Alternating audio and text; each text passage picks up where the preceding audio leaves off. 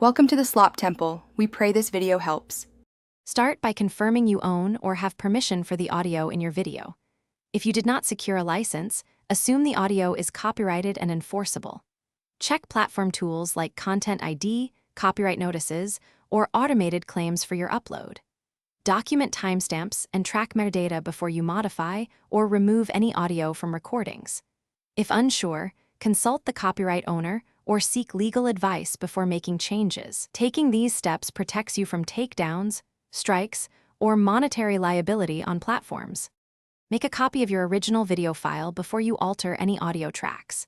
Use a timeline editor like Audacity, Premiere, or DaVinci Resolve to isolate the audio. Mute or remove the infringing section using precise timestamps to avoid editing the wrong portion. Replace the removed audio with licensed music, royalty-free tracks, or an original voiceover. Export at the same sample rate and bit depth to prevent sync problems or quality loss. Test the final file on your intended platform to confirm the claim no longer appears. If possible, obtain a license or written permission from the copyright holder before using audio.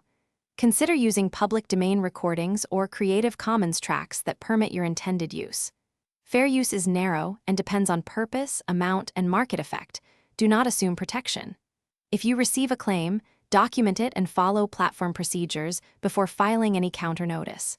When in doubt, seek legal counsel to avoid strikes, monetary liability, or takedown notices. Keeping detailed records of licenses and communications protects you during disputes or audits. Thanks for watching. Consider subscribing if we helped you.